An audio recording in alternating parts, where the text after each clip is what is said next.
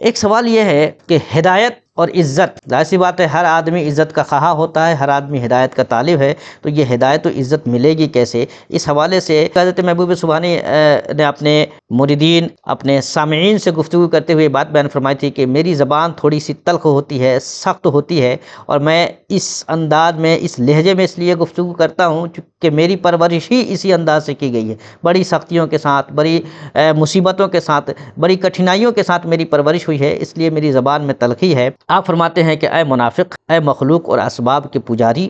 اے اللہ کو بھولا دینے والے، تم چاہتے ہو کہ ان سب بدعمالیوں کے باوجود تمہیں عزت اور قدر و منزلت حاصل ہو جائے؟ ہرگز نہیں، نہ تمہارے لیے کوئی عزت ہے اور نہ کوئی قدر و منزلت۔ پہلے اسلام لاؤ،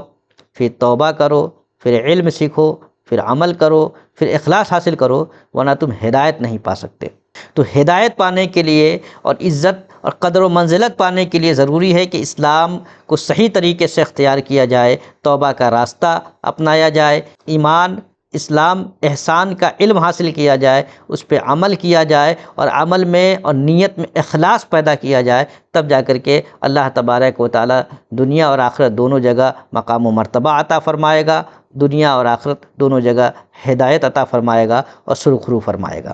دیکھیے، اس دنیا میں انسانوں کی جو صورتحال یہ ہے کہ انسان سوچتا ہے کہ دنیا میں جو صاحب مراتب کے لیے مرتبے ہیں وہ ہمیں حاصل ہو جائے، اور اس کے لیے ساری کوششیں کرتا ہے۔ بہت سارے اس طرح کے افراد پیدا ہوئے جو ظاہر میں نیکوں کے لوادے اس لیے اوڑھ لیتے ہیں کہ نیکوں کو جو اللہ تبارک و تعالیٰ قدر و منزلت، عزت و ہدایت دیتا ہے، اس کو بھی دنیا میں اسے حاصل ہو جائے، اور اس کے ثمرات جو ملتے ہیں وہ مخلوق کی طرف سے ملنے لگے۔ لیکن ایسا ہوتا نہیں ہے، ظاہر سی بات ہے جب دل صاف نہیں ہوگا تو کچھ نہیں ہوگا۔ اس حوالے سے یعنی جو ظاہراً لبادہ اوڑھ لیتے ہیں نیکوں کا اور نیک نہیں ہوتے ہیں، ان کے حوالے سے حضرت محبوب سبحانی فرماتے ہیں کہ صرف اولیاء اللہ کے نام لینے، ان کے حوال و کرامات بیان کرنے، ان کی طرح لباس پہننے اور ان کی طرح باتیں کرنے پر اکتفا نہ کرو، کیونکہ اگر تم ان کے اخلاق و سیرت اور طرز عبادت کی پیروی نہ کرو گے، ان کے نقش قدم پر نہ چلو گے، تو یہ سب ظاہر داریاں تمہیں کچھ فائدہ نہیں دیں گے۔ یعنی جو لبادہ اوڑھ لیا ہے صالحین کا، تو اس لبادہ اوڑھنے سے، ان کی طرح بیٹھنے سے، ان کی طرح چلنے سے، یہ ظاہر داریاں تمہیں کچھ فائدہ نہیں دیں گی۔ تمہاری حالت تو یہ ہے کہ تم سراپا قدورت ہو، یعنی تمہارا دل گندا ہو گیا ہے، صفائے باطن سے بالکل خالی ہو،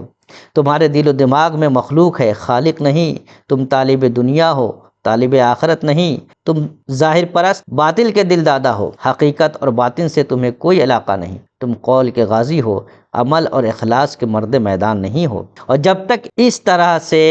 اپنے آپ کو پاک و صاف نہیں کر لیتے تو صالحین کو جو نعمتیں اللہ تبارک و تعالیٰ دیتا ہے، صرف صالحین کی طرح رنگ، چال، ڈھال، بات کے انداز کر لینے سے صالحین کو جو نعمتیں ملی ہے وہ نعمتیں حاصل نہیں ہو جائے گی۔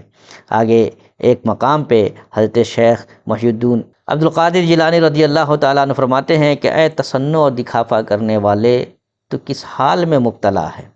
اگر نفس، خواہش، طبیعت، جہل، بدخلقی